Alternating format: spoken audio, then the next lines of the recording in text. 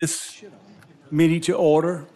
And if we could, Mr. Sammy Tucker, will you do the invocation and pledge allegiance, please? Yes, sir. Can we all stand, please?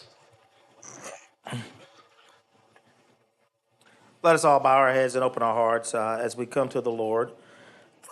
Lord, Father God Almighty, we thank you once again for this day. We thank you for all the lovely and beautiful things you continue to do in our lives. And today, Lord, we ask a special prayer that you bless the hearts and the minds of the gentlemen and the ladies that are up here on this dais, that you touch their hearts and their minds and give them direction and give them discernment, Lord Father. Give them wisdom and understanding.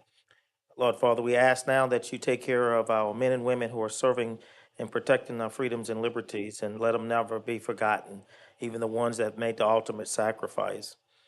As we get ready to depart from this place to go back to our various destinations, let us find our homes in peace and in order, Lord Father, protected by your love and guiding grace. We ask these things in your Son, Jesus' name. Amen. Amen.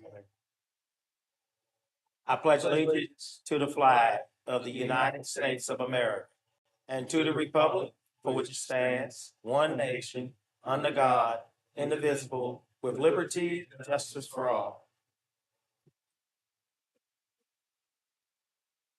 Okay, we're moving down to number 4, adoption of agenda. Excuse me.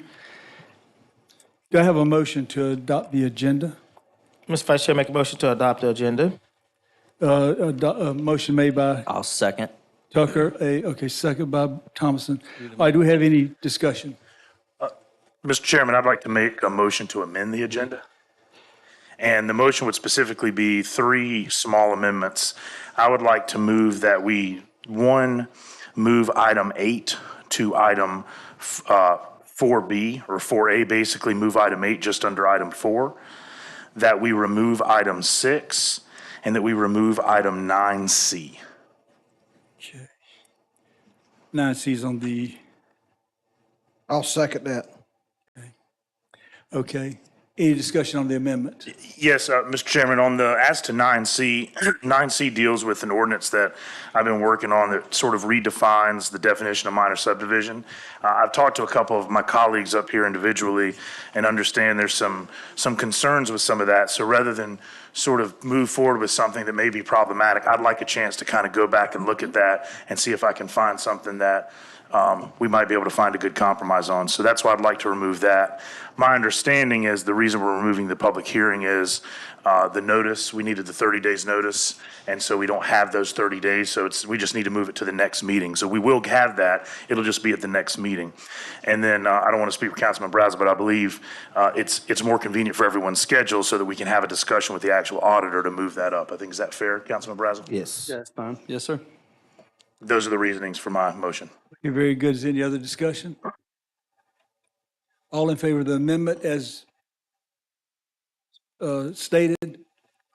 Let it show that Brazel, Tucker, Shoemake, and Cato and Thompson voted in favor along with Jimmy Jones. So it's unanimous.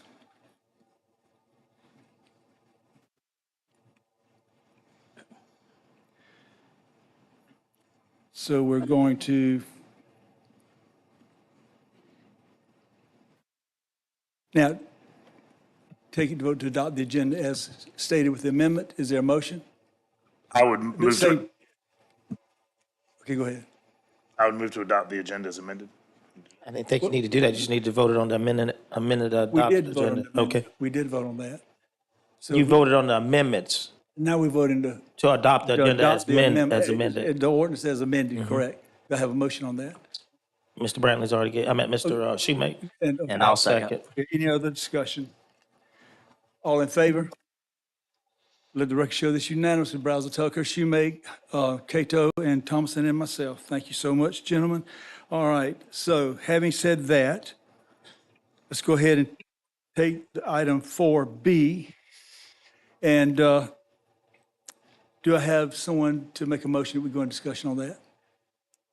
Mr. President. Yeah, I'll make the motion. I'd like to make a motion to, for all of county council to be updated on our 2008 defeasance of the general obligation bond. I'd like to ask Mr. Mark Wood if he could come up and brief us on that. Okay, we got Mr. Brazel, you made a motion on that? Second. Second by Tucker. Any discussion? So No it's in discussion. your hands right now. I'd just like to ask Mark to come up ahead. and brief Yeah, us go ahead. on the defeasance of the 2008 bonds.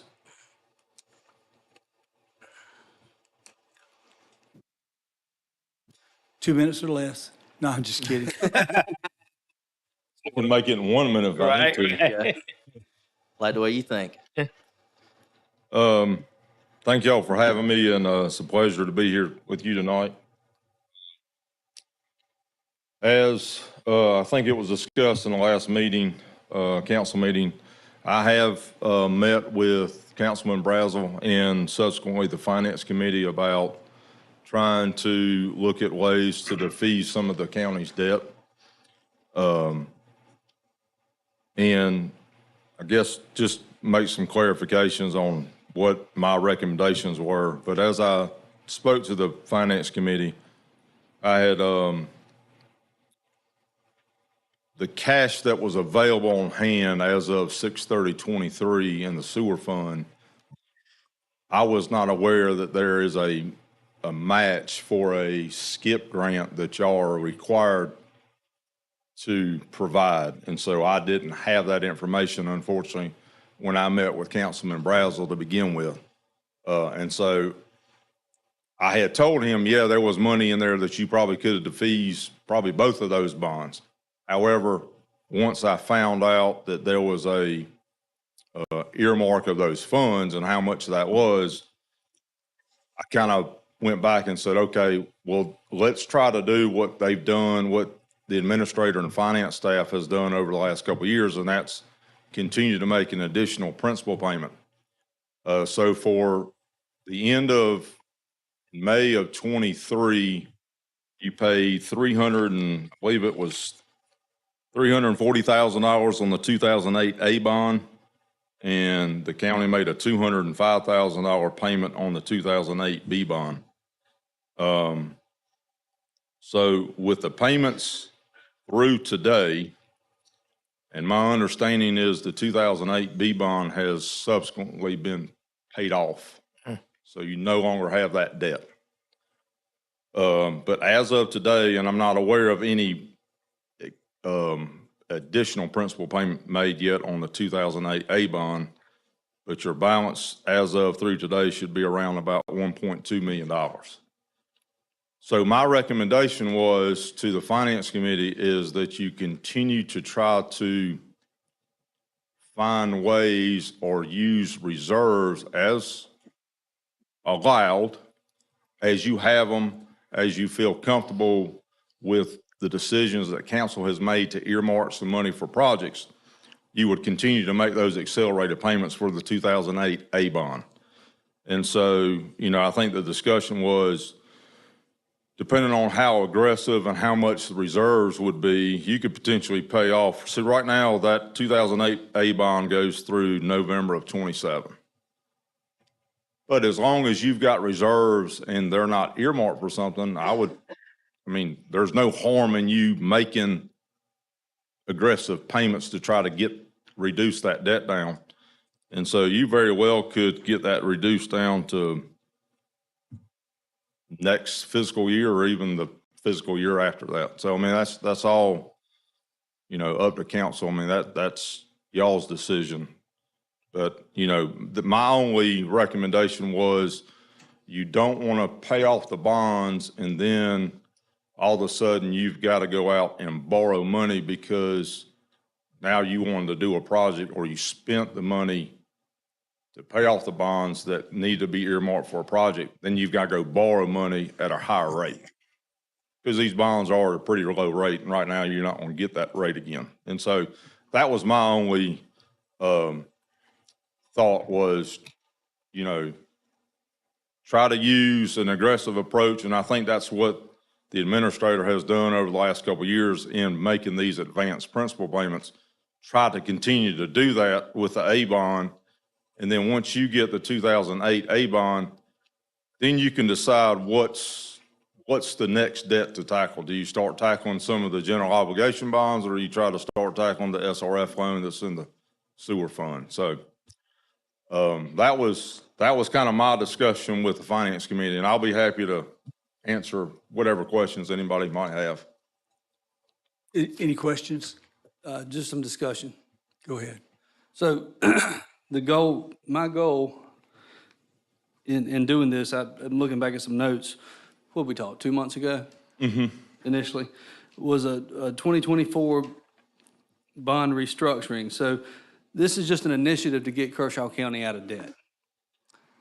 We all know that the government's in more debt than it needs to be in, whether it's local, state, or federal. The approach was that we defease bonds one at a time so that we don't fall into that trap that you mentioned. The first one was a 2008B for $668,070. The second one, and at the time that bond was not paid off, correct? That is correct. When we spoke, it was not paid off. Right. So I'll take a minute to tell our administrator, Danny Templar, thank you for taking the initiative and the finance team. Do you want to debrief us on how that happened? Sure.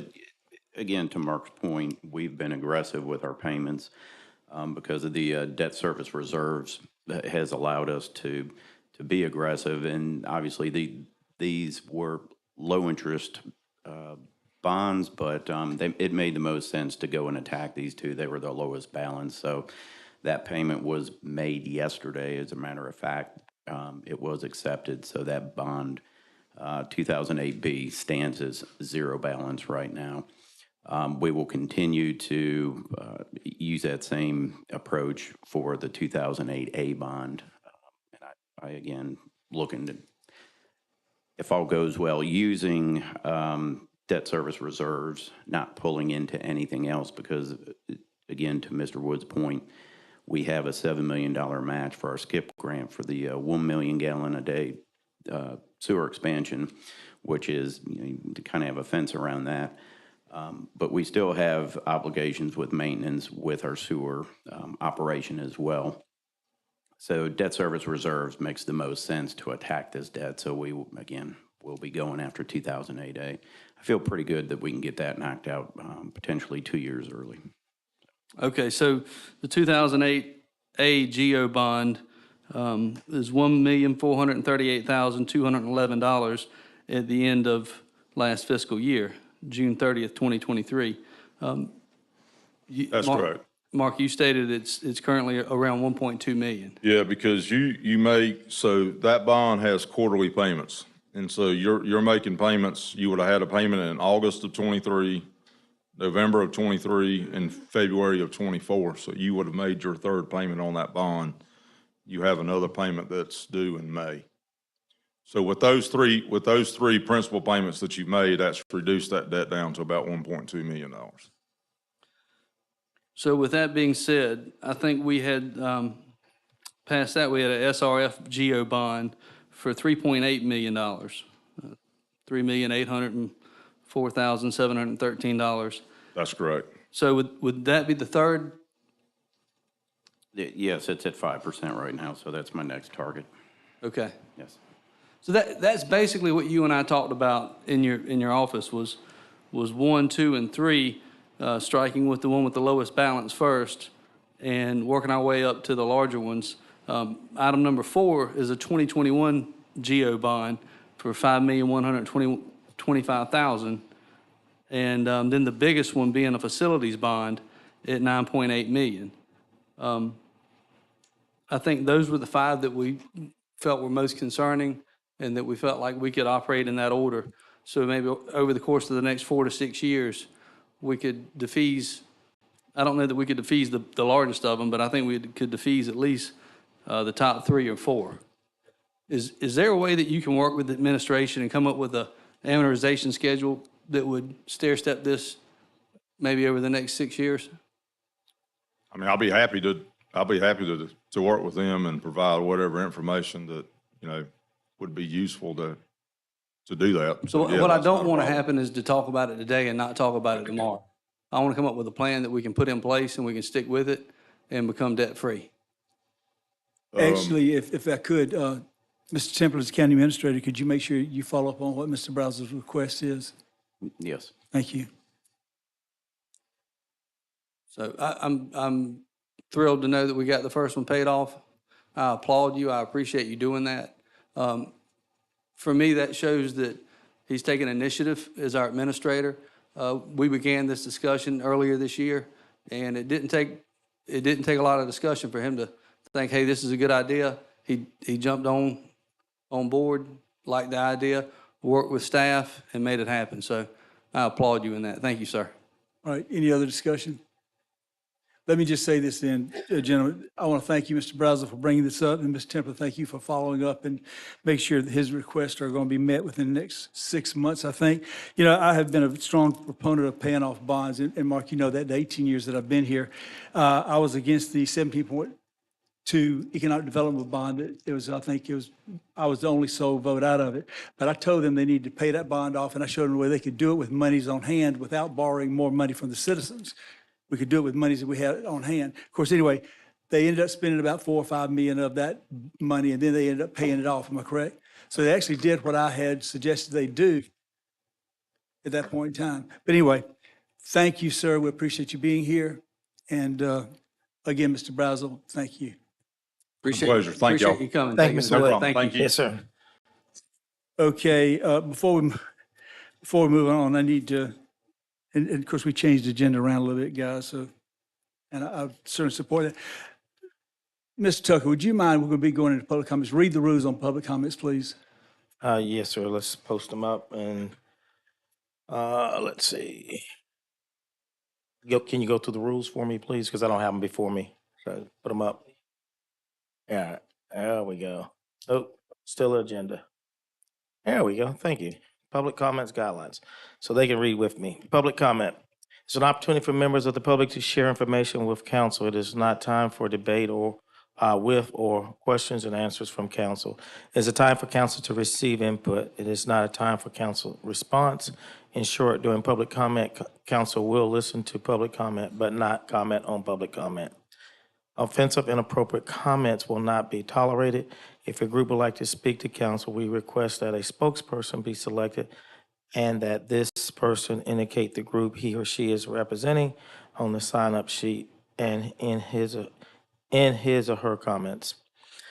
Public comment is a time to discuss issues. Public comment period is limited to 5 minutes, maximum allowed per individual speaker. Public comments to council as an agenda item shall continue uninterrupted to be live streamed by audio and video where available until the public comments agenda items is finished and concluded.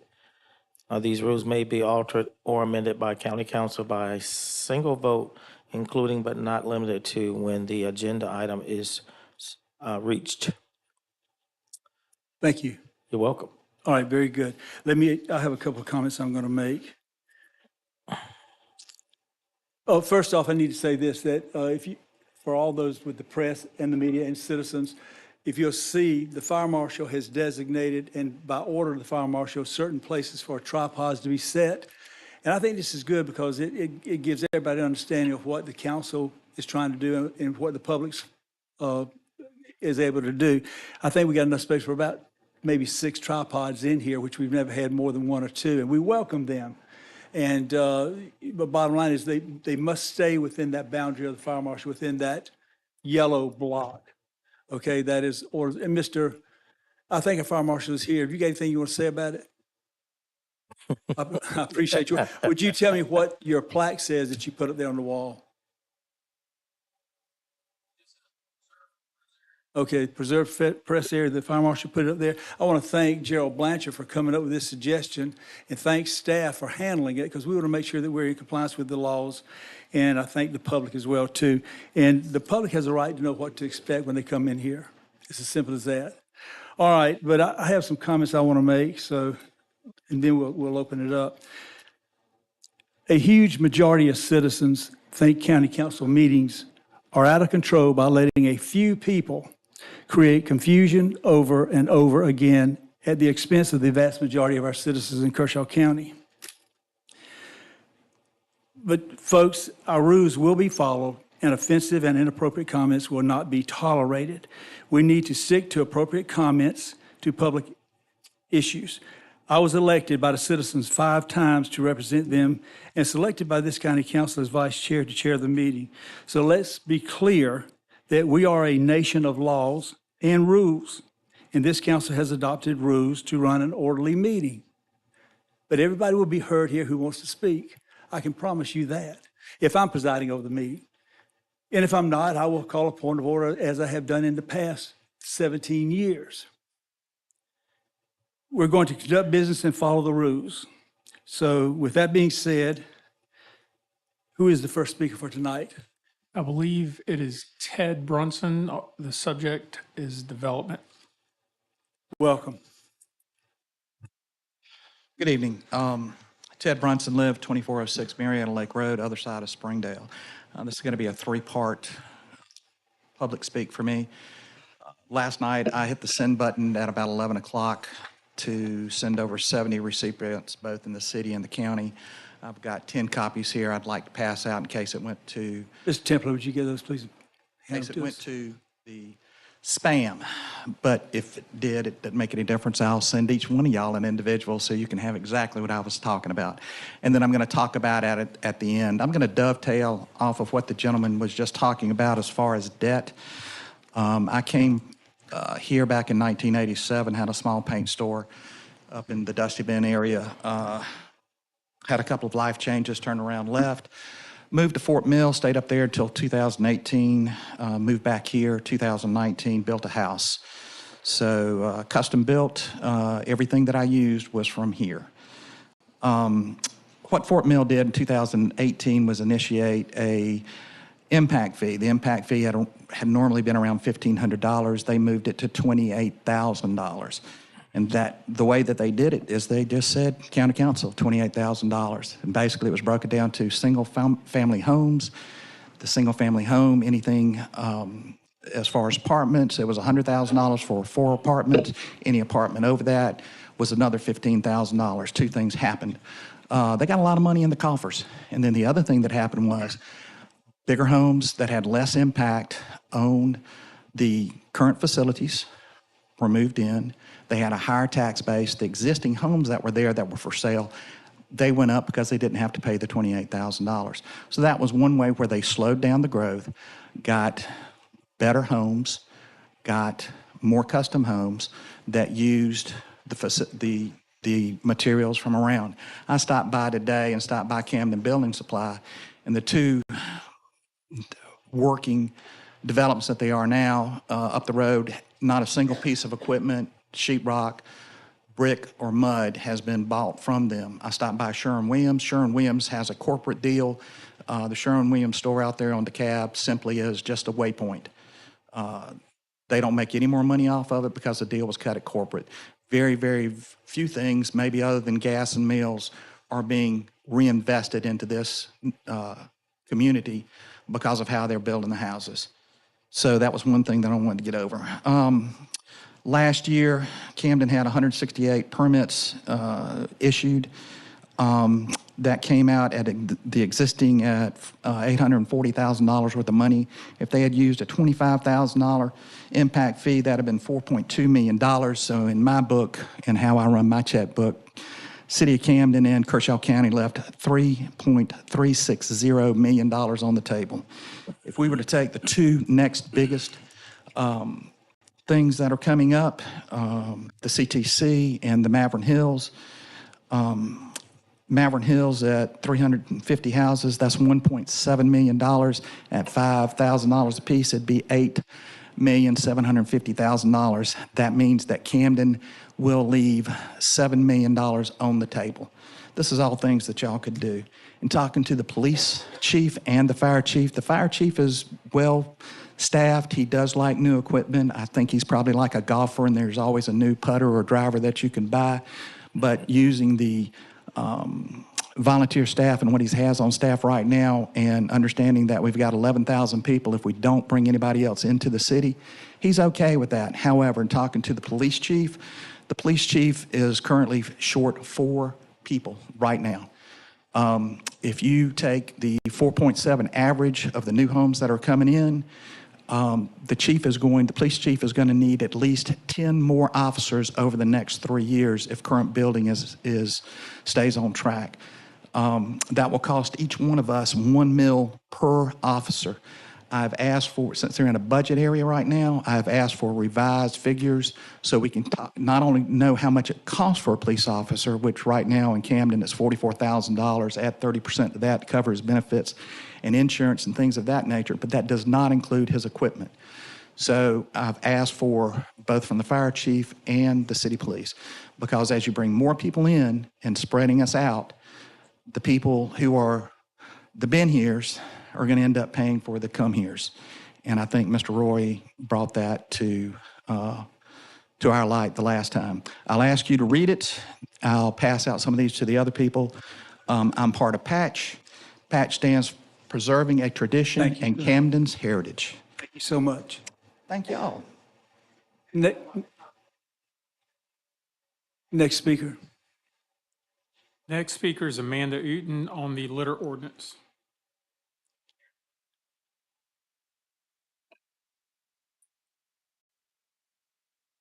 Welcome.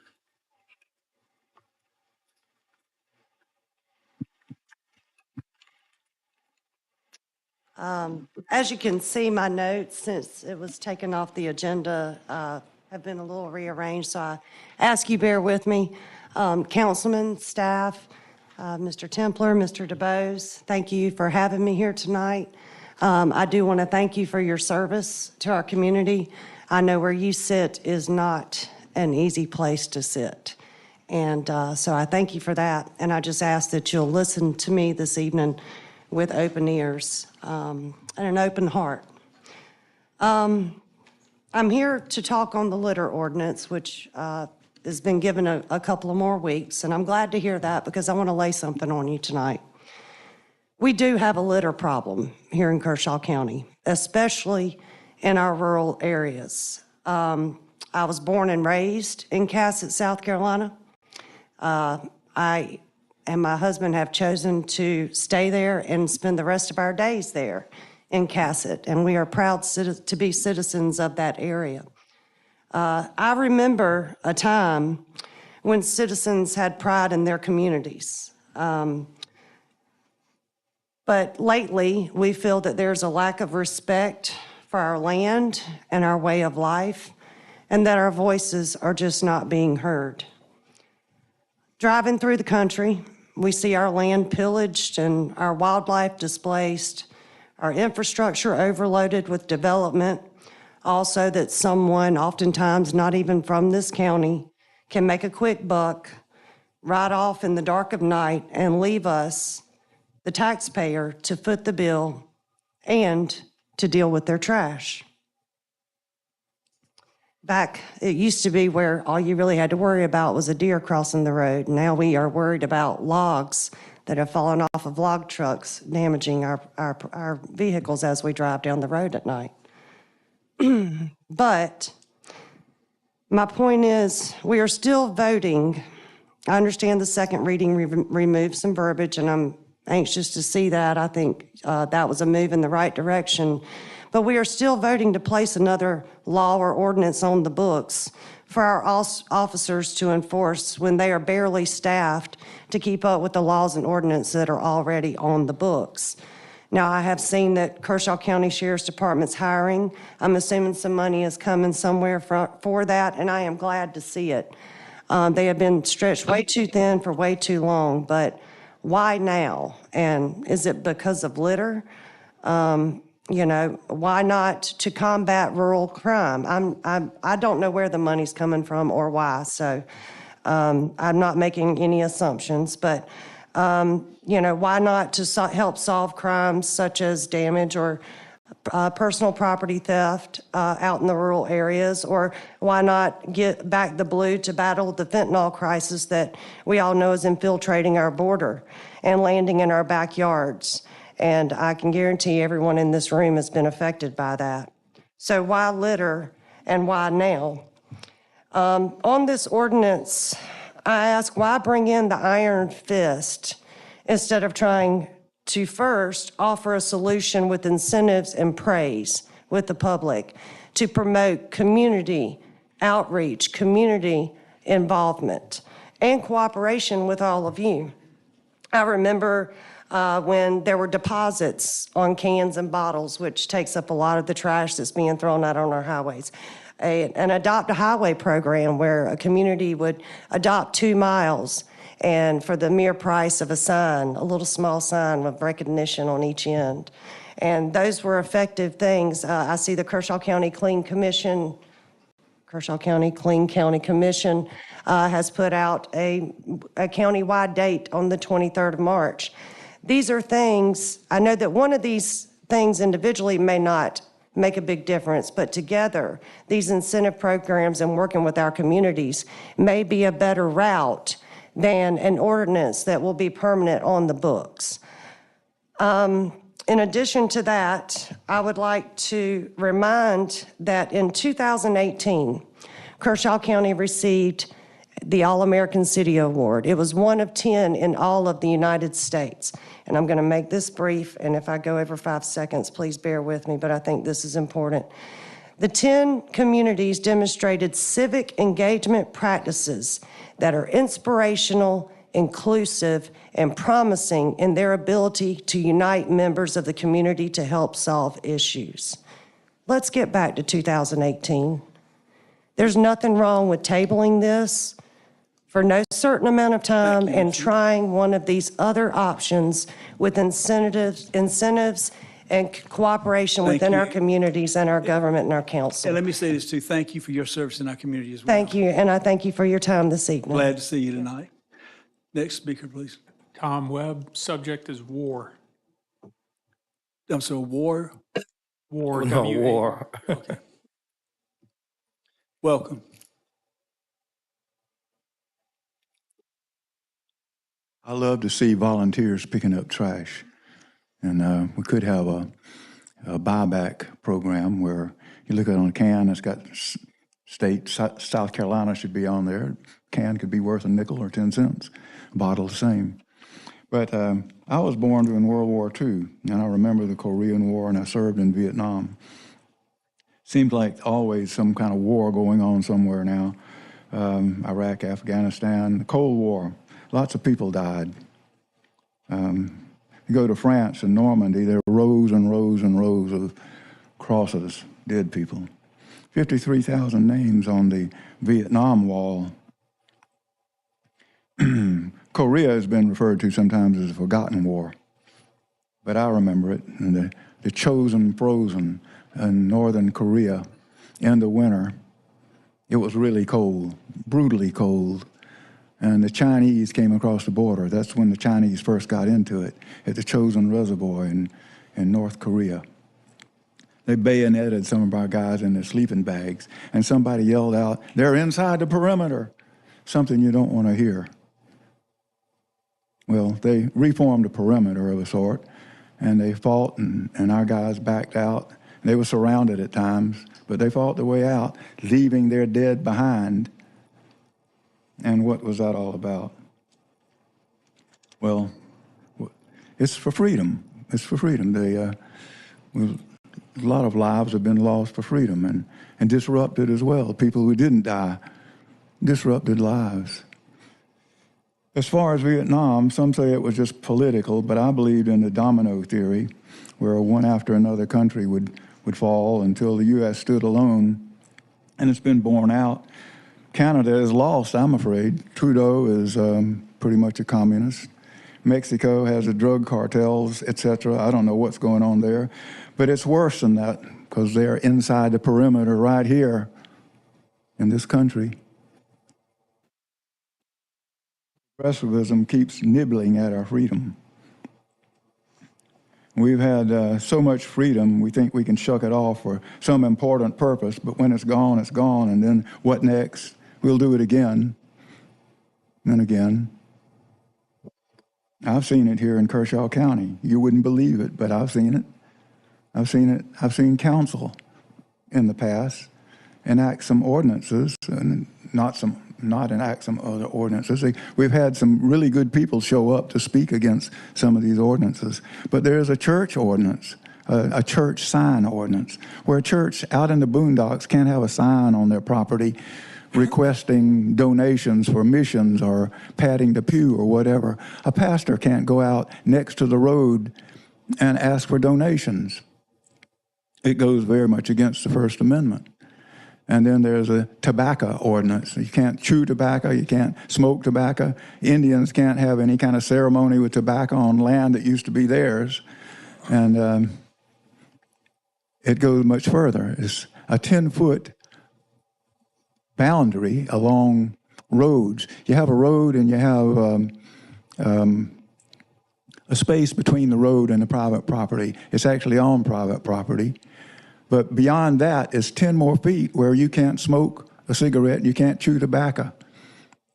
We need to get rid of that. That's progressivism, gradually converting our private property into public property. So there are too many ghosts looking over your shoulders for you to be careless with freedom. Progressives want to micromanage our religion and our private property. So read between the lines, look for the intent. Don't play their game. Too many people have died for freedom. Too many people have died.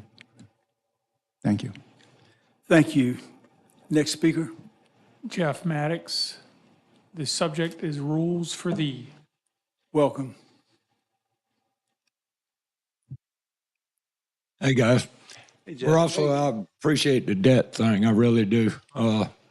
That's one thing Jimmy's been after it for years. I know that.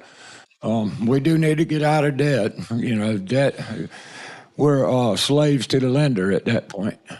And so I do appreciate that, boys. I do need to speak to the camera issue last meeting. I think a lot of us were in shock. I know I was. It seems that this falls under this idea of decorum. And what does that mean? Let's define what decorum is. I mean, it could mean almost anything at this point. Do I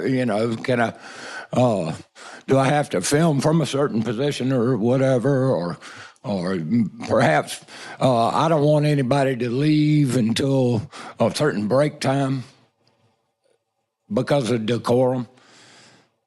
I'm concerned about that. I'm concerned about the absence.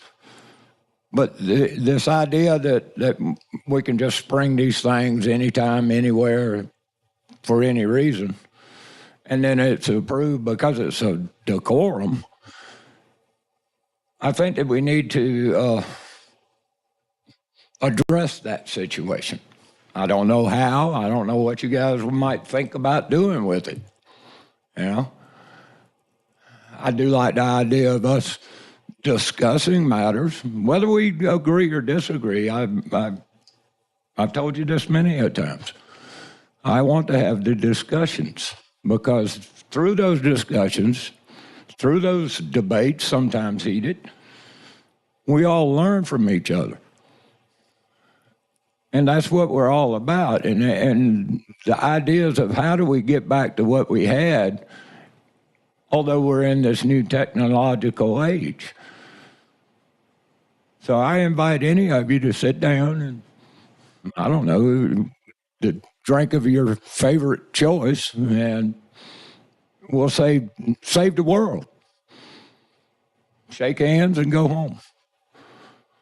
But I think it's important that we understand where our country is now. And like Tom Webb said, we got enemies in the perimeter. We really do. Some people laugh at that. But you look at it. You look at the national security state and the surveillance that we're under all the time, and that smartphone and the tracking and everything, and the digital currency that's coming. All this might seem like, oh, great, I don't have to do anything but wheel my stuff out of Walmart and it automatically checks me out. But they know everything. And with knowing everything, they control everything. What are you going to do to protect all these people? These are things.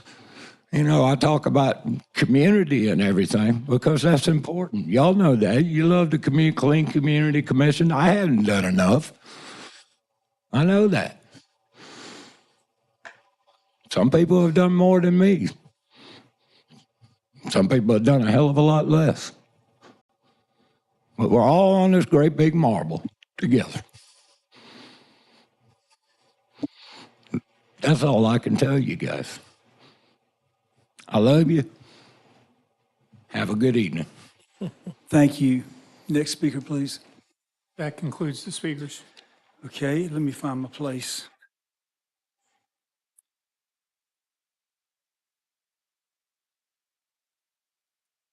Who is it? Yes, please come on up. Please come on up. Does anybody object? Listen, the thing about it is we really want to hear from everybody, and I appreciate you speaking up as quick as you did that.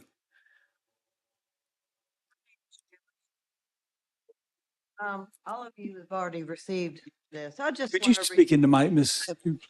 You might need to bring it down a little bit. a big mouth, but is that better? Thank you. Okay. State your name again, please. Julie Strickland. Thank you. All of you have already received this. I just want to read it into the record, if that's okay. Over the last several months, the Camden Training Center development has come to the forefront in the greater Camden area. During this time, a great deal of misinformation, rumors, and lack of accurate information has been circulating. While attending one council meeting, the other council meeting is being conducted at the same time. To some citizens of the Camden, Kershaw County, that may look like a divide and conquer tactic. The information flow between councils seems at times to be non-existent. One council seems to either contradict the other council, or the other council has no idea of the topic under consideration by the other.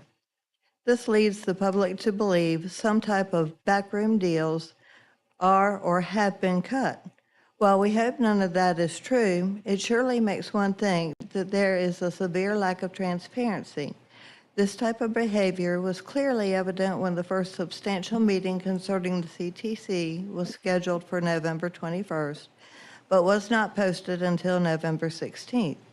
Add the simple fact that the 21st was only 2 days before Thanksgiving, which is the busiest travel time of the entire year. It was not a good look for council. There was a lot of comments and grumbling about that very fact. That was something that should not happen under any circumstances. In fact, at moments like this, both councils should be in complete communication with the other. All aspects of the CTC and other land development should be considered and properly vetted. Based on what has been conveyed between the citizenry at the public meetings, this has not been happening. The actions of both councils at this very moment will determine how Camden, Kershaw County will look in 50 years. We will either be a suburb of Columbia with a lost identity or the historic home of both Revolutionary and Civil War actions, but more importantly, the birthplace of the equine heritage in the South.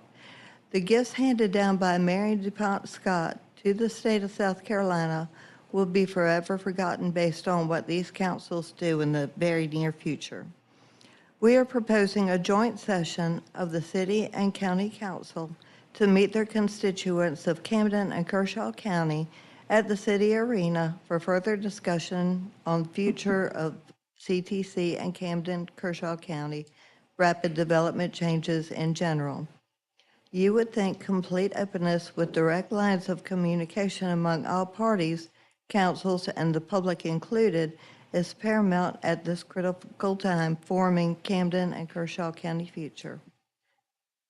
Thank you very much. Thank you very much. Mr. Temple, would you make some notes on that and just notify council if anything is going on? Thank you. Yes, sir. Okay, that ends the public speaking, and I truly do appreciate each and every person that got up and spoke. I think that's the way it should be, and I really do appreciate that. Let's move on to, I think we're on ordinance 9. We're 7. I'm sorry. Number 7. Yes, sir. Item number 7, approval of the minutes. Make a motion, we approve the minutes. Second. Okay, we have Cato made the motion. Who's second? Mr. Tucker? Mr. Tucker. All right, any discussion? All in favor? Let it be shown that the approval of minutes is unanimous. By the way, too, let me just say, too, that Chairwoman Katie Gwynn called, stated that she was going to be unable to be here tonight due to an obligation. So I'm chairing the meeting as the vice chair. Thank you. Okay. Did you get that, Ms. Hannah? Good. Okay, now we're on 9A, correct? Yes, Mr. Chair. Yeah, thank you.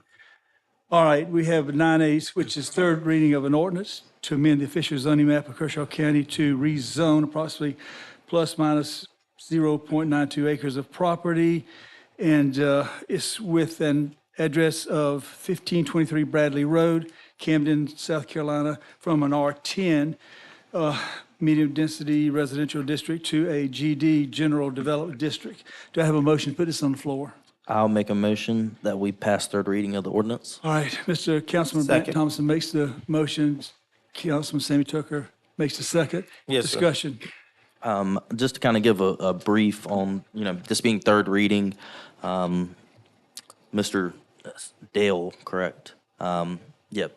He's been here, and this rezoning, we've had a little bit of discussion on it, but it's rezoning of a property where he owns the adjacent property and would like to have some more warehousing, storage, space. He's been a very good steward of the community.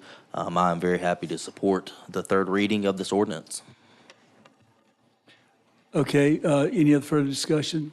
I just want to ditto what Councilman Thomason just said. This gentleman has displayed to us his willing to abide by and follow all of our laws and ordinance, and he just wants to rezone his property so he can further his business. And I will not be a hindrance tonight. Thank you. All in favor? Let the record show that it's unanimous on third reading. All right, going to 9B, second reading. An amended and restated ordinance to create a joint multi-county business park with Lee County. Is there a motion to put this on the floor? Make a motion that we approve second reading on the joint county business park. Motion made by Mr. Tucker. Is there a second? Second. Gary Shoemake. No, Danny got me. Okay. Jump the gun. Cato, Mr. Cato made a second. Okay. Discussion. Ms. Tucker. No, it's, I just want to make sure from our attorney, Mr. DeVos, no changes from first reading, has it been? The only change from first reading, I believe, is the full property description for the Evergreen Solar property was added. I think there was a placeholder on first reading, but that's the only change. It's the full population of that legal description. Yes, sir. Okay, thank you. All right, thank you, Mr. Tucker. Any other discussion? Okay, let it, all in favor of second reading, 9B, raise your hand. Okay, let it record show that it's unanimous. Brazel, Tucker, Shoemake, Cato, and Thomason, and Jones. Thank you, all in favor. Okay. Now we have deleted, of course, C. All right. Moving on over to D, 9D, first reading, it'll be of an ordinance to amend the Kershaw County, South Carolina Unified Code of Zoning and Land Development Regulations, Section 313, Tables 3 and 4, to provide greater clarity to the distinction in maximum allowed residential dwelling densities between single-family residential development and multifamily apartment development. Do I have a motion to put that on the floor? I move that we put it on the floor. Is there a second? I'll second. All right, motion made by Councilman Shoemake, second by Councilman Thomason. Is there discussion? Mr. Shoemake? Just a quick explanation. There isn't much. Months ago, we increased our minimum lot sizes and decreased maximum density and increased minimum lot sizes. This is basically just to be, my reading of it, and I think most reading of it was clear that our intention was always 4.35 was the maximum density for residential units, with 6.7 being the maximum density for apartments. This just specifically says that. So all this amendment does is clarify, to the extent it needed clarification, which I'd argue that it did not, that the maximum density is 4.35 for residential areas or residential units. Like that would be, anything from quadplex, townhouse, triplex, single family, and the maximum density for apartments is 6.71. That's what this does. Thank you, Mr. Schmick. Any other discussion? So, Mr. Vice Chair, if I can. So Go ahead, Mr. Tucker. our amendments is basically Exhibit 1 that's in our packet. Yes, with the strike through. Right, Right. okay. And as you can see, it's really just 3 or 4 pretty minor changes. Absolutely. Thank you very much. Thank you. Any other discussion? All right, all in favor, raise your hands. Let it be shown that Brazel, Tucker, Shoemake, Cato, and Thompson and Jones, all in favor, unanimous. Okay, thank you. All right, let's move to item 10, resolutions. A resolution authorizing the approval of an execution of a lease agreement by and between United Way of Kershaw County and Kershaw County. Do you have a motion to put that on the floor? I'll move to put it on the floor. Is there, Shoemake makes the motion, is there a second? Second. Tucker makes a second. Any discussion? Shoemake, you'd like to start? I guess just if the county administrator or legal could sort of brief us on just exactly what this does. Yes. So what this does, we are statutorily required to provide spaces for DSS, Department of Health and Human Services, which is also known as Medicaid. So we house these entities in the United Way building, and we lease the office space from them. These are typically 10-year leases, and this is just updating the lease monetarily to reflect current cost, and this also just renews the lease so we can continue, again, to honor our statutory requirement from the state to provide spaces for these two entities, DSS and Medicaid. This is another one of those unfunded mandate deals. Yes, sir. So, well, I appreciate you finding money for things that, we don't have a choice but to do. So obviously our hands are tied. We have to do the right. We'd be in violation of state law if we didn't provide this space. Correct, and this is a large space, so I think it's 15,000 square feet or something like that. It'd be really hard to find, and but Donnie and his staff have always done a really good job for us, so this is the best solution. All right, very good. Any other discussion? Yeah, I have a question. So this is the same space that we've been in, is that correct? Yes. Is the terms and the payment the same? Is the amount of money changed at all? Yes, the amount of money has, because again, this was a 10-year lease, so we've had discussion, and we've agreed upon that it will increase $3,000 a month. So it went from 12 to 15,000 a month? Correct.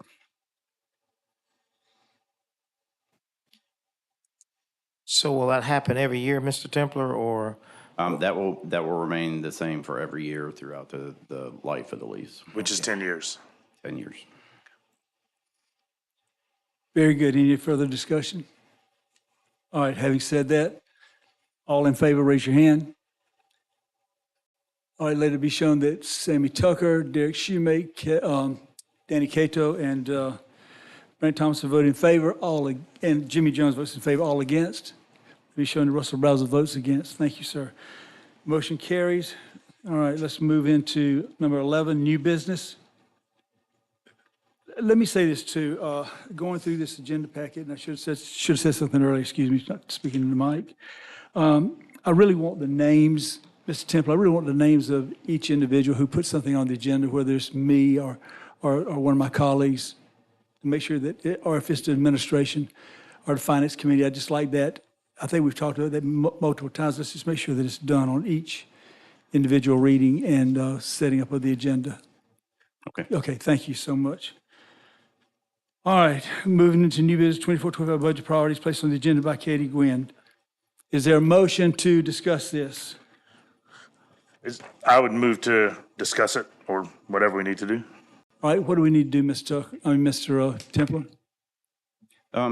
Just this is, I wanted to bring forward to y'all what was discussed and decided upon, and just kind of the ranking structure that we use to rank the priorities from our 24-25 budget retreat. So in front of you or in your packet, you'll see the high priorities, which are our operational initiatives, the medium priorities, and the low priorities. As you remember from our retreat, that we were able to get this in front of y'all and let y'all rate whether each individual item was a high, medium, or low priority. If at the top of this, from a numerical standpoint, a high priority item was valued at 3, a medium priority was valued at 2, and a low priority was valued at 1. So if you just do the multiplication down through the column there and then sum it to the right, you'll get the ranking structure there. That's how we were able to numerically rate these items within each individual category, high, medium, and low. So it's pretty easy on low priority. We only had one item there. But more importantly, the high priorities, you'll see, just for example, elevated starting salary, general fund, full-time to minimum $15 an hour. That was the highest rated. Excuse me, hold on. Priority Mr. Tucker, could you hold it down just a little bit, please? Thank you. Or at least mash your mic. You have a Okay, hard time hearing over there? well, I could hear y'all. But Ms. Templer, thank you so much for your work that you put into this. Yes. I don't agree with it, but it's what we have. All right, Any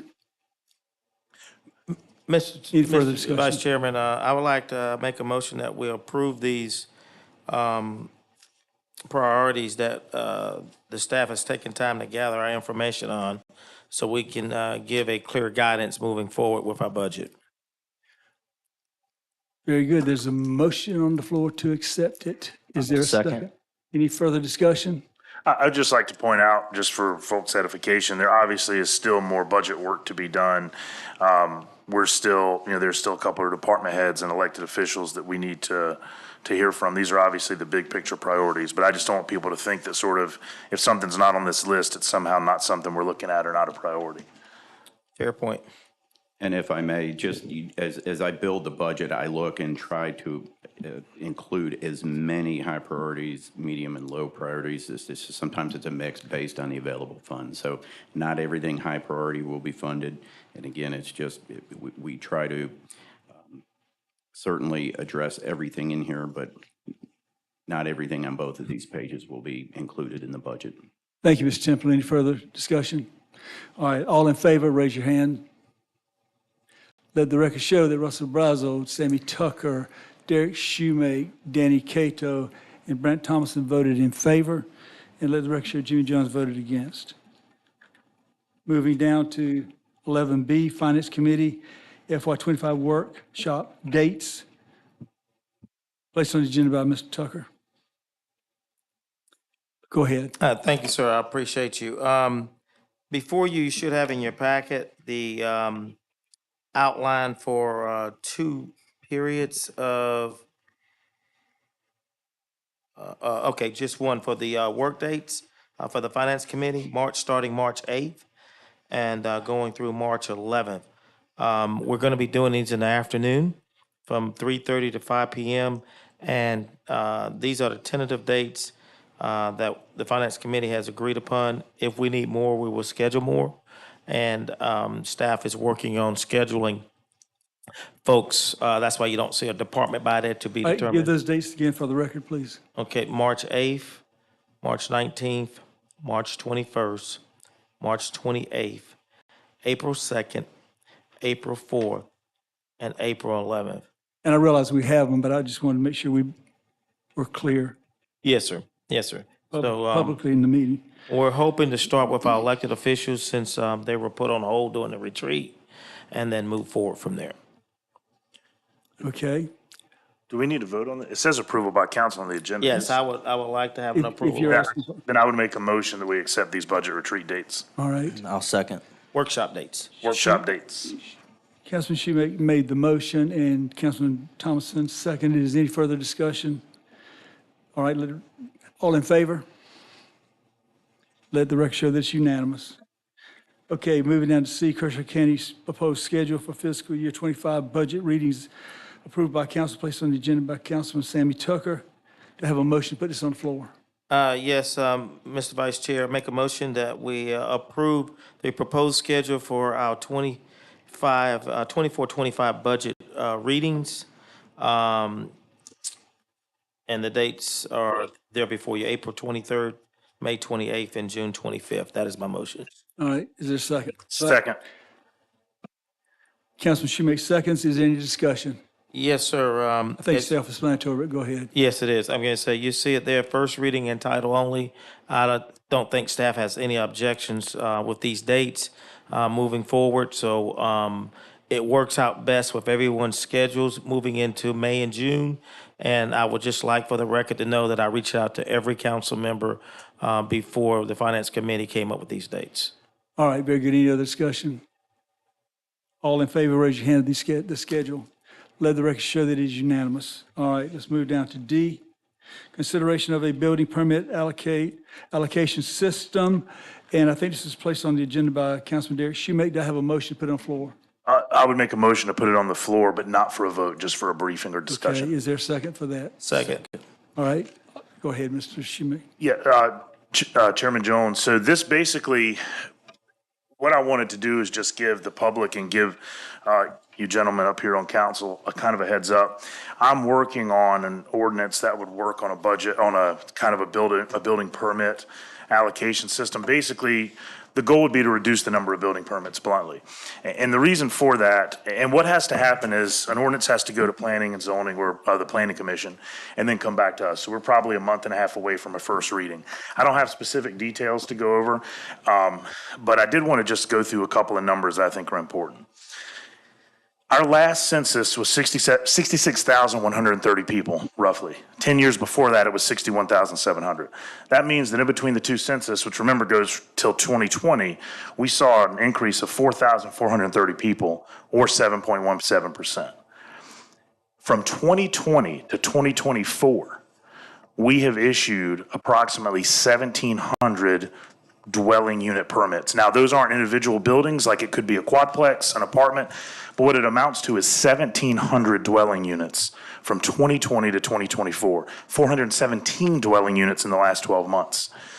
According to government sources like the census, there are approximately 2.6 people per household. Taking that number, that's 4,420 human beings added to Kershaw County. What's important to note about this is based only on building permit numbers coming through Kershaw County. It means it doesn't include Camden, it doesn't include Elgin, and it doesn't include Bethune. Those numbers are included in these census numbers, but not included in building permits because we don't track the city's building permits necessarily. But you've still got 4,420 people. That is, so we've been through 40% of the census term. If we continue on the same path, by the next census, we will have added 11,050 new residents, which would be an increase of 16.7%, making us probably the largest grower, if not one of the largest growers, if not the largest in the county, in the state. And South Carolina as a state is one of the fastest growing states population-wise in the country. So what we're seeing in Kershaw County is this explosive growth, and these are the numbers to support it. I personally think we have to do something. And I think everyone up here agrees, by the way. I don't think I'm speaking out of turn. I've talked to each one of you individually, and everyone up here agrees that this explosive residential growth, everything we're talking about in so many of these meetings boils down to this explosive growth. The gentleman who spoke earlier, Mr. Brunson, hit a lot of that on the head. I mean, you talked about a lot of that growth, a little specific to Camden, but it's county-wide. And our county, you can't have cops on the street. You can't have 2020 number cops on the street when you add 17% to your population in a 10-year period. I can promise you that you're not going to see the police force grow 17%. As much as I'd love it, those budget numbers aren't there. Even if you try to increase taxes, you can't tax your way into that kind of growth and to keeping up with it. So growth is going to happen. It's inevitable. But what we can do as a policy body is we can make sure that to the extent there's residential growth, it's good quality residential growth, but we can also cap the number of building permits. Mount Pleasant's done it. Some other places have done it. So I'm putting together something. We'll obviously have some discussions before then. I don't have a concrete plan to give you, but I didn't just want to drop that on first reading in the month and a half. Well, So, let me say this, and I hope I didn't cut you off. no, that's it. That's all I have. Let me say something before I know Mr. Brazel jumps in. To keep things sort of simple here, I applaud you for sending it to the Planning and Zoning Commission. I too think that's where it should be. I would like to ask that we don't take a vote on it if it's going to the Planning and Zoning Commission, because I would like them to handle it, discuss it, reason with it, without us putting our influence on it until it comes back. Oh, I agree. I don't think we should take a vote. Yes. Yeah, okay. I'm asking for no vote. I just wanted to let the public know and let my fellow council members know, because when it comes in a month and a half, I didn't want people to say, well, where'd this come from? So I wanted you all to at least know what was happening. So to the extent there's questions or comments, we can have those conversations over the next month. But I agree, no vote should be taken. Very good. Any further discussion? All right. I got one question. Mr. Shoemaker, I appreciate all your hard work. I know that you've been working tirelessly since you came on council regarding growth, and your district alone has experienced the most growth of any district that we have sitting here on council among us. And if something like, if we do get the recommendation back from planning and zoning, in your mind, so we had 465 We had last year, right? 700 and, where's my number on my sheet here? 417 in the last 12 months. 417 in 12 months. So if we took a percentage, we could cap it at 70%, 60%. Yeah, What I do mean, you we think? could cap it at any number we wanted, and those are the things I want that's why. To kind of give the Well, recommendation. to Chairman Jones's point, I don't want to sort of put a number on it like we're telling planning what to do. Yeah. I'd like us to work on an ordinance and send it to them and let them have that discussion. But yeah, fundamentally, this body we could do a moratorium. I think a moratorium's the nuclear option. I think a moratorium's the nuclear option. And also legally, to the point of that, even if there was impetus to do a moratorium, it's very difficult to have a moratorium that passes legal muster without some backing behind it. Doing this, if this doesn't work in a year, then maybe it's moratorium time. Unfortunately, the law doesn't allow you to jump from A to Z. And so in a year, if we were to do this and it wasn't working for Kershaw County, we could go back and revisit and increase the permits or decrease even more. Right. We could go back and revisit, correct? Correct. Sorry, I cut you off a little bit. Any ordinance I would put up before you gentlemen, and of course, Madam Chair, if she's here, would be very specific and say that we'd have the ability to adjust. So, anything we put up, we would have the ability to change if it didn't work out. Well, absolutely, and even if they did. That's a given, right? I think we pretty much know that. And that's, Now, go ahead, Mr. Brazel. Do me one favor, define moratorium. Are you talking so about? this isn't a moratorium. But we brought the topic up, and apparently there's some folks in favor of that. Are you talking about a moratorium on all building permits? Or are you talking about a moratorium on major subdivisions?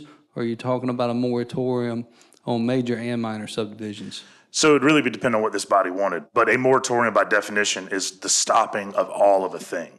So if you limited the moratorium to a particular class of development, there'd be some legal challenges potentially, but you in theory could do a moratorium on a class of building permits.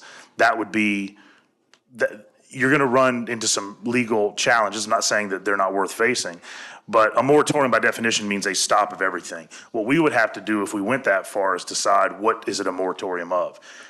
You go from one extreme, which is all building of all types, down to the least extreme, which would be a moratorium of a specific class. The more you go down into being specific, the more likely a court's going to say, kick out your moratorium. I know that's not really an answer, but I'm not advocating, by the way, today for a moratorium, but I'm just trying to answer your question. I just want everybody to think about the jobs that are involved in a moratorium. And I think a plumber, an electrician, and a cabinet maker's son, we're not putting anybody out of business. This council won't.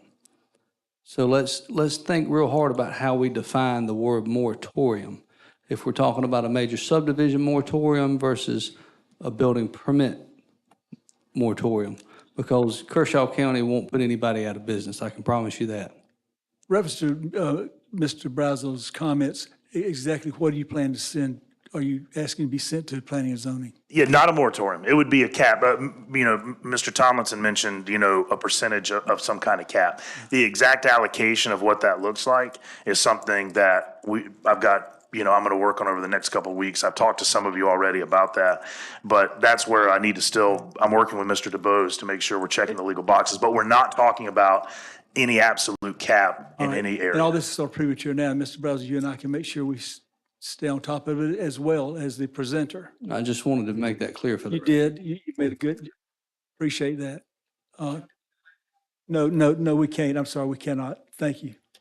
All right, any further discussion? All right, so it will be sent to the planning and zoning. Very good. Let's move to the next item.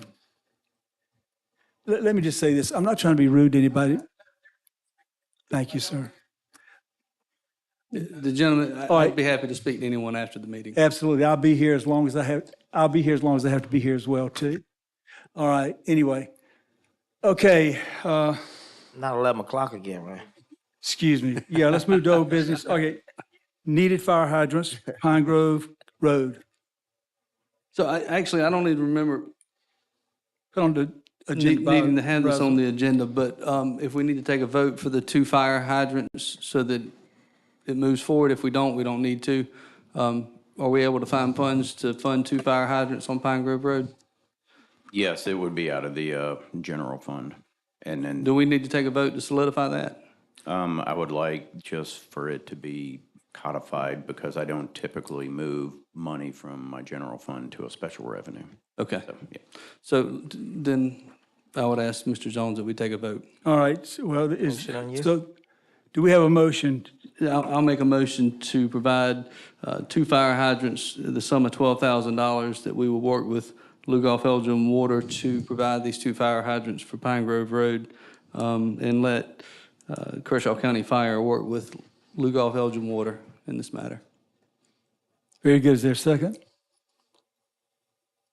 Second. Discussion? I think we talked about it at the last meeting, so if I don't have anything else to say. Nobody has anything to say?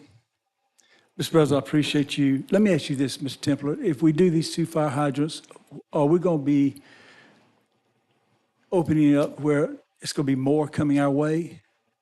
Other areas of the county? I think there's always that potential. There's always, in other areas. But I will say this, not every area has the capacity from the main water line stands to have hydrants. So we have rural water running to subdivisions, but they don't always support fire Well, let me hydrants. ask you this. Let me ask you this. If this were to pass or not to pass, could you bring back some recommendations with the new budget we're working on now? Sure. Mr. Vice Chair, if I can. You can. You remember we got that heat line map that the fire chief gave us last meeting, and it does have some, but it goes back to Mr. Templer's point. The water supply is not there. I don't want to get into where we're funding spot hydrants here and there. I would like to go off his recommendation through the budget process. The Finance Committee would like to, and we had a brief discussion on that as well. So if we could include that. Because of water supply? Yes, sir. So in other words, the water I understand what volume, you're talking yeah, about. it's not high enough in certain areas, especially out in the Cassett area. I can tell you that because I have Cassett water as well. So Lugoff Water Authority has water supply that meets the fire hydrants standard in these locations, then they can do it. But I would like to get with the fire chief through the budget process and the finance committee on identifying others. Mr. Tucker, I heard you. Can we vote on my motion and vote it up or down and then address it at a case-by-case situation as the need arises? We absolutely can, Mr. Brazel. However, what I was going to ask you is would you be willing to, let's instruct the county administrator to go and bring forth in this budget year that we're working on the needs of fire hydrants and where they need to be replaced, and we'll make a commitment to support that. And that way it'd be sort of fair across the board. Not saying this is unfair, but I'd like to take a vote on it, to be honest. I think it's 2 fire hydrants. It's not a huge ask, and Let me say this, okay? We'll certainly do that. You want it, we're going to do it, but whether it passes or not, Ms. Temple, I want you to look at this in the upcoming budget, okay? Yeah, I don't disagree that all areas of the county shouldn't be looked at. Okay, is there any other discussion on this? Can I make one point? Yes, you can. The one point I'd like to make is, I will say, I'm kind of on the fence. I think I personally would like to see it go through the budget process. That said, I will say that I haven't seen anyone up here yet, in my limited year up here, bring things in excess, right? So, I know we've had like the emergency rescue boat came up as kind of a one-off, and it was during the budget cycle, admittedly, and we voted for that. I think I would have a problem if different council members are coming up every meeting asking for one-off budget requests. I would stop being supportive, but to my recollection, Councilman Brazel hasn't brought anything up like this from a budgetary need. It's a small amount of money. I would personally wait, but I'm not in his district, so I would support it. Small amount of money to some, it's a whole lot of money to me. I want to piggyback off Go of ahead. something Go ahead, that Mr. Councilman Cato. Tucker said. And he's right. I can speak for the Bethune Rural Water District. There's no lines that will support a hydrant. And I actually spoke with Chief Glover, and I want to thank him for the work that they do to get out. And if you'll ride around the county, sometimes you'll see these little signs, blue signs with a W on them. And that is a water source. So in places that doesn't have the capability of having a hydrant, you'll see water sources, and it'll be ponds or it'll be lakes or whatever that's even privately owned. And they have gotten a contract, if you will, with that particular person saying that, listen, if there's a fire in your area, we can use this water source to pump water to use for the fire. So they have found resources to help us with the insurance cost and that kind of stuff. So I want to thank him and for the work that their department does. Very good, Mr. Cato. Ms. Brazel, appreciate you bringing this forth to us. Let's go for a vote.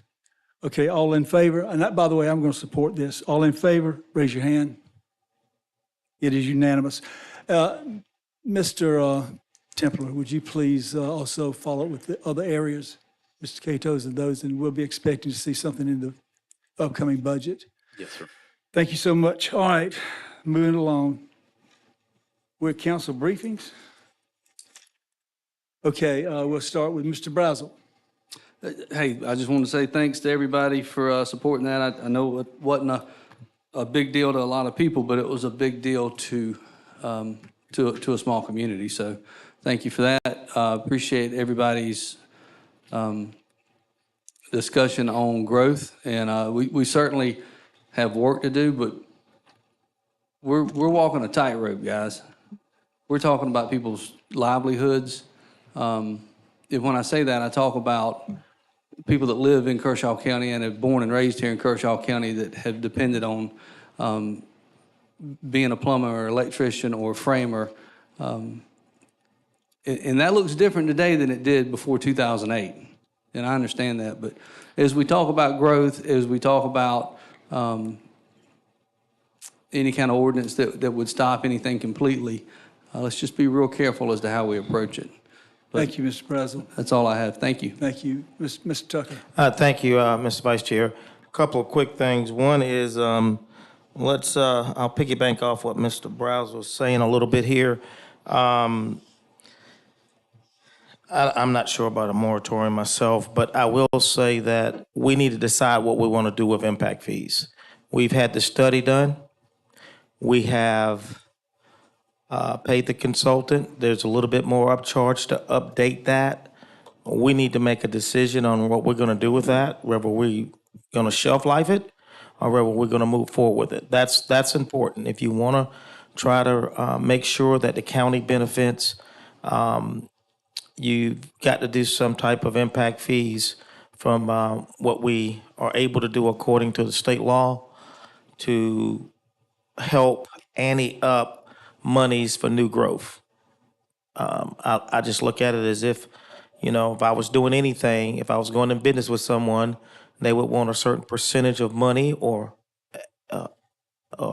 equal sweat for the dollar in going into a partnership. So when new folks move in, they can't come and get the same services or decrease services because there's more demand at the same price that we're currently paying because it costs more to service more. So please, put that to your forefront because we need to make a decision on what we're going to do. Thank you, Mr. No, I'm not finished. Don't thank me.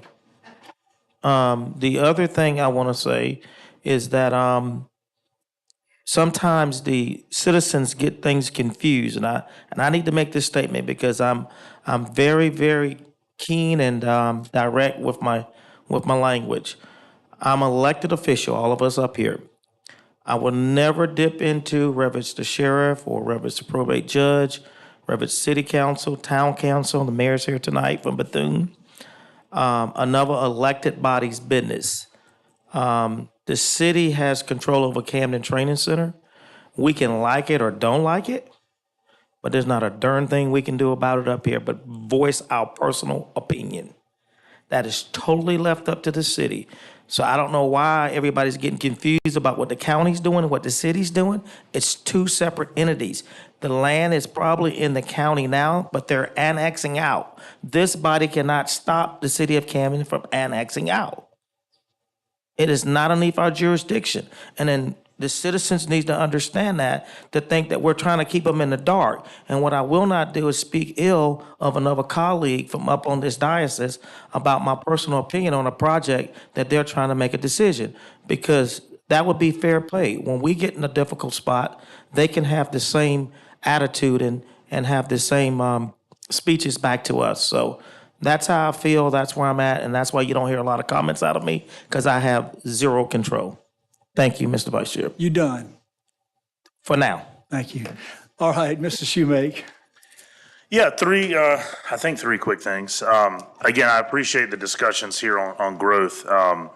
And again, I just want to be really clear because the moratorium got kind of pushed out. That's not what I'm proposing. I'm not saying I'm necessarily against one, but that is the nuclear option. And I think we need to take us. Here's what we don't need to do. We don't need to stand still or go backwards. We need to move forward. We need to move forward and make efforts to handle this growth. I think we need to do that in a deliberate way. I think Mr. Brazel does make a fair point about being careful about unintended consequences. We can take one step forward, gauge it, see if we need to go another step forward, another step back. So I agree with him completely on that. I wanted to speak briefly. I think Ms. Uten has left, but I wanted to speak briefly on the litter ordinance. I just wanted to, that's something that I'm very passionate about that'll be up with us on our next meeting. I would just, a couple of quick points on that. I have spoken to law enforcement about it. They're widely supportive of it. I will say why now, and to her question, why now and why litter? I mean, it's an issue that when I got elected, walking around neighborhoods, again, I'm in the areas, Mr. Thomason put it, that's hitting growth the hardest, right next to your district there, Mr. Jones. And it's something, growth, and then everything about growth. Growth where my kids go to school, this litter on the ground, all these sort of growth outreach issues come up all the time. The community efforts are critical. I'm hugely supportive of the Clean Communities Commission. I've been out there for everyone they've done. My wife actually was on the Clean Communities Commission for years. And we're doing that work, but it's just, it doesn't seem to be making a dent. Maybe this doesn't either. But I think with $25 fines, it's important that we increase those. So that's sort of my answer to those questions. And lastly, Mr. Jones, I want to say thank you to you. I've said this before, but you run a meeting with amazing efficiency. I mean, it's not even almost midnight. And I appreciate you. I appreciate the way you keep us all informed when, especially this last week, I have felt fully knowledgeable going in. And I just want to say that I very, very much appreciate your work this week. And that's all I have. Mr. Cato. I too want to thank you before I get started. You've done an outstanding job this week, and I thank you for that. Reaching out to me and keeping us all informed. Thank you. Just a little bit on the litter, going back to what my colleague here had to say, we as a community do need to step up. And I thank all the ones that serve on this Clean Community Commission and all the things that we could do. But, even though they spend the time to do what they do, they shouldn't have to do it. And that's the bottom line. Because It shouldn't be happening, and there should be penalties for the people that do it. And the penalties are so minute at this point that people just don't care. So that's all I'm gonna say about that, and we'll probably have another discussion at the next meeting. But I want to announce just one thing, a couple more things. One thing is, on March the 1st at 7 p.m., the Bethune Community Resource Center will be having a School of Music from the University of South Carolina. They'll be performing postcards from home. So if you would like to attend that, I would say you reach out to Bethune and come up there on March the 1st and listen to this concert. And it's free. Mayor Holly's sitting in the audience. She's looking at me. She said, "It's free. It's free."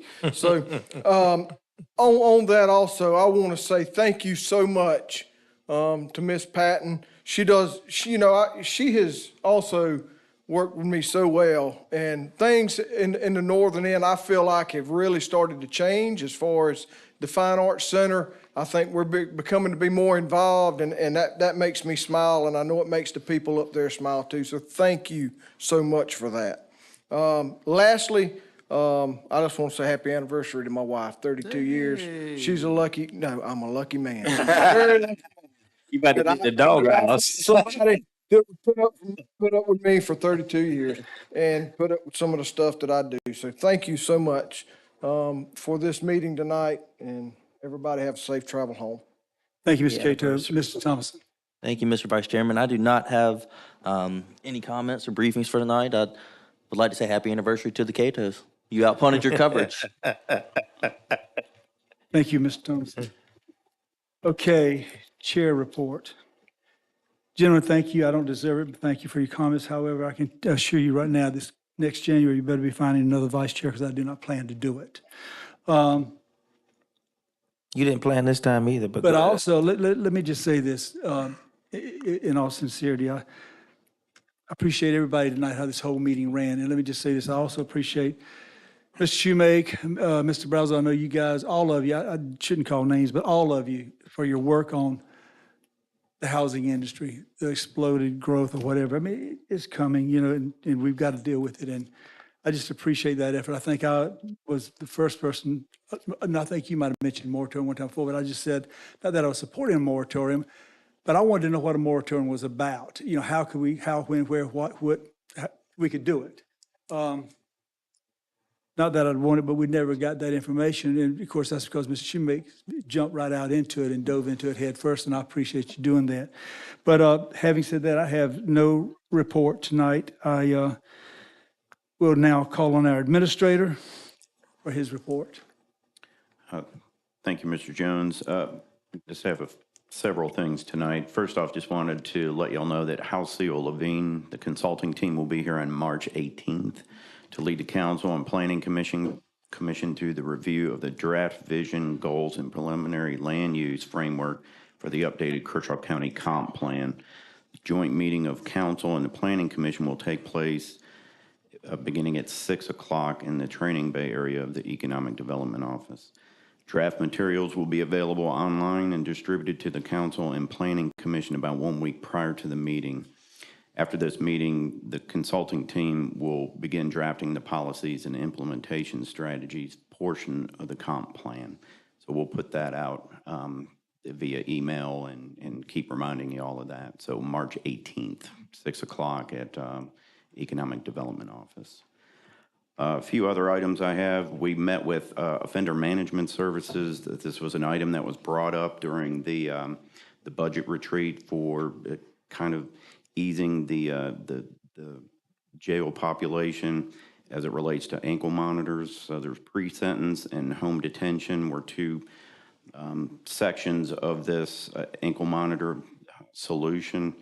The pre-sentence seems to be a very viable option, while the home detention is probably very unlikely. So what our next step is to have a stakeholder meeting plan for the various agencies that would be involved with this, such as the police department, sheriff's office, solicitor's office, the jail, and others. So just in the fact-finding section of this, but it seems hopeful from a pre-sentence stance. Boat ramp, if you can go to my rendering there. We're kind of moving along on that. This is what we have so far. It's pretty involved, but it would be a very nice facility. It would be very well done. Two boat ramps, floating dock. It doesn't impede the kayak launch. So we're looking at this. The next step is going to start with surveying work and things of that nature, and I hope to have a cost opinion here within the next probably 2 weeks or so we can understand where our budget is going to take us. Quite frankly, I feel like our budget will probably outpace it a little bit, but I think there may be an opportunity possibly with the budget this year with capital reserves to maybe make up some of the shortfall. But we'll see where that cost opinion takes us and see what strategy we need to take from there. The good news is there's about 130 feet between that downstream dock, the kayak launch, and the boat launches. So we'll mitigate that issue we had at the other boat ramp with boats getting stuck up under the boat ramp. Sewer expansion, we're in the design progress. Design is continuing to progress. DHEC submittal, we look to have that early April. It will advertise for bid early August, and construction will begin in November with a completed date expected in June of 26. This is critical because this is ARPA money. This is that $7 million match money we talked about. This money, much like the other ARPA funds, it has a time stamp on it. We have to have it spent by the end of 26. So this is a large project. So this is going to really take a lot of effort and management to get us in under the wire here. So that is my report, unless anyone has questions. All right, Mr. Templer, let's, does anybody have any comments on that? I'd like to get a copy of the boat ramp. Yes, Possible. yeah, I just got this because, again, we made some adjustments, but we'll get this out to y'all. Okay, very good. Anybody that wants to make any comments? Listen, I want you and I to talk about this ankle monitoring. Sure. Because 15, 20, 30 years ago, we had a very successful program with ankle monitoring. We had about 50 people. It may have been 30 years ago. Heck, I don't know. But anyway, it was a long time ago. But it can work. You just have to get the solicitor's office, the other jurisdictions in line with you.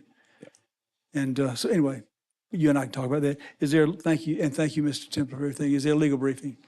No legal briefing, just a very, very short executive session. Pertaining to? Land development regulation. Let me say this, it's going to be quick. Yeah, it's going to be quick. We're going to do this quick, okay? I don't like going to the back room staying for any length of time. All right, is there a Mr. motion? Chair, is a motion to go into Excuse me, executive session? Let me finish. Yeah, so I got you finished. Is there a motion to go into executive session? Motion to go into executive session for land development regulations. Thank you, by Mr. Tucker. Is there a second? Second. Second, any discussion? I do. The reason I interrupted you is because she has to take the notes over here, and if we're all kind of running into each other, it's hard for Miss Hannah to. She's good. I know she's good, but that's the reason for that, guys. All right, all in favor of executive session, very quickly, raise your hand.